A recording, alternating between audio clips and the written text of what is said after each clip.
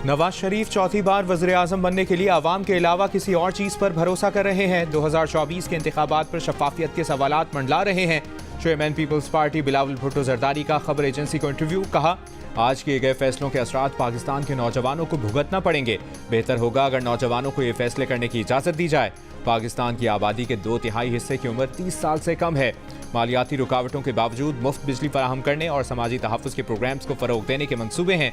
उनका मज़ीद कहना था कि माहौलियाती तब्दीली के खतरे के पेश नज़र पाकिस्तान के तरक्याती मॉडल की तंजीम नौ की तजवीज़ भी पीपल्स पार्टी के मंशूर में शामिल है।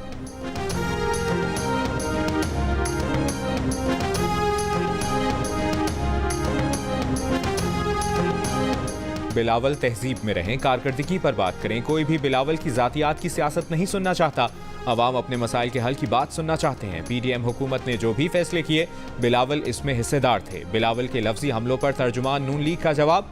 मरियम औरंगजेब ने कहा कि कौन सी तरक्की है जो बिलावल सिंध से पंजाब लाएंगे। वो नए नए लाहौर में घूम रहे हैं, शायद उन्होंने PKLI नहीं देखा, यूनिवर्सिटीज़ और दानिश स्कूल नहीं देखे। रहनुमा नून लीग ख्वाजा आसिफ ने कहा कि 8 फरवरी को नवाज शरीफ फिर से वज़ीर आज़म होंगे। ऐसे दौर का आगाज़ होगा जिसमें नौजवान महफूज मुस्तकबिल की उम्मीद रख सकेंगे। मरियम नवाज का मुस्तकबिल रोशन है, उन्होंने अपना मकाम खुद बनाया है।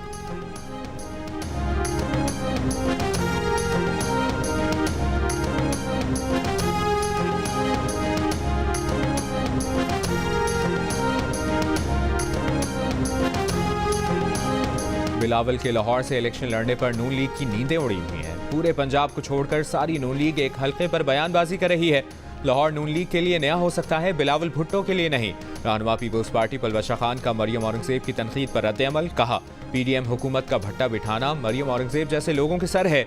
नून लीग इक़्तिदार की खातिर तासुब और सूबाइयत के शोले भड़काना चाहते हैं। ये कहना लाहौर को बिलावल भुट्टो कराची बनाना चाहते हैं। कराची और सिंध के वोटर्स की तौहीन है।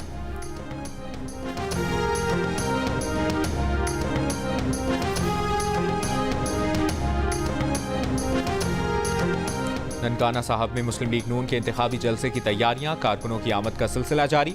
म्यूनसिपल क्रिकेट स्टेडियम में 80 फुट लंबा और 20 फुट चौड़ा स्टेज तैयार, 10,000 कुर्सियां लगा दी गई। नवाज शरीफ और मरियम नवाज जलसा आयाम से खिताब करेंगे।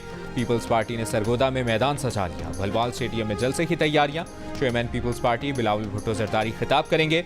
साबिक सदर आसिफ अली जरदारी का भी 2 रोज के लिए लाहौर में क़याम।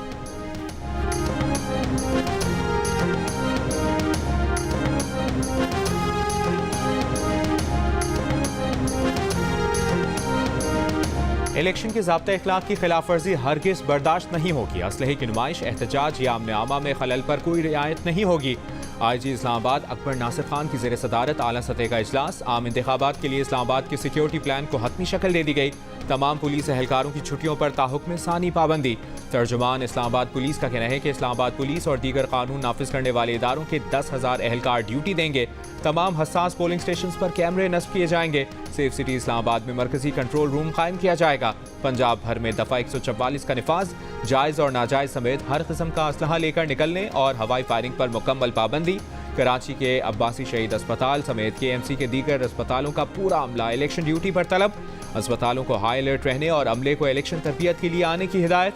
अब्बासी शहीद अस्पताल इंतजामिया ने मेयर कराची को खत में कहा, कानून के मुताबिक इमरजेंसी स्टाफ को इलेक्शन ड्यूटी पर तैनात नहीं किया जाता।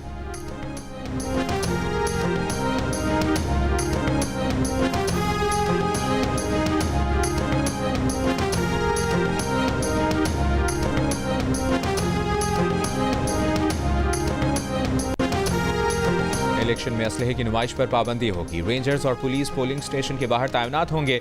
अंदर सिर्फ पोलिंग अमला होगा। अगर जरूरत पड़ी तो रेंजर्स आएगी। पाकिस्तान आर्मी के 1984 जवान और पुलिस के 1,22,000 एहलकार सिक्योरिटी पर मामूर होंगे। निगरान वज़ीर दाखिला सिंध हारिस नवाज की प्रेस कॉन्फ्रेंस। कहा, तमाम इदारोों को बजट फराहम कर दिया गया, किसी डिपार्टमेंट के पास फंड्स की कोई कमी नहीं। अमन व अमान को बेहतर बनाने के लिए हर मुमकिन इकदाम किए हैं। कोशिश है शफाफ और गैर जानिबदार इलेक्शन हो। जो हार जाए उसे फिराक दिली का मुजाहरा करना चाहिए।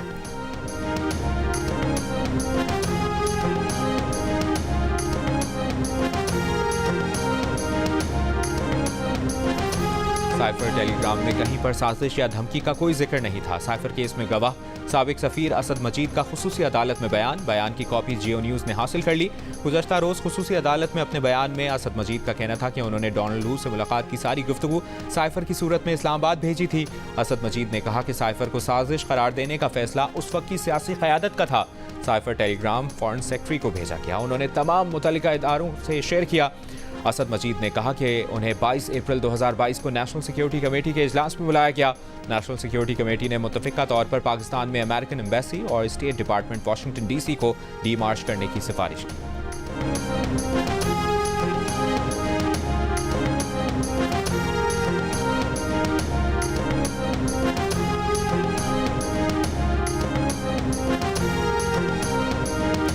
नेपरा का कोयटा इलेक्ट्रिक सप्लाई कंपनी को शो कॉज नोटिस जारी करने का फैसला। कहा, कोयटा इलेक्ट्रिक सप्लाई कंपनी में करंट से बचाव के इंतजामात नाकिस हैं। कंपनी 1.5 साल में हिफाजती इंतजामात की हिकमत अमली देने में भी नाकाम है।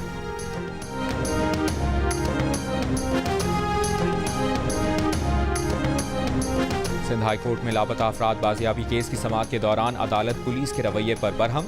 जस्टिस नेमतुल्लाह ने कहा कि लापता अफराद की बाजियाबी पर पुलिस का रवैया गैर संजीदा है। पुलिस के लिए बहुत ही अफसोस का मकाम है जो कर रहे हैं, ऐसे में आवाम का एतमाद आप पर रहेगा। तफ्तीशी अफसर ने कहा कि शहरी ताहिर अली को किसी ने हिरासत में नहीं लिया, आज खुद लापता है। लापता शहरी ताहिर अली सियासी जमात का कारकुन था, उसकी जाती दुश्मनी भी थी।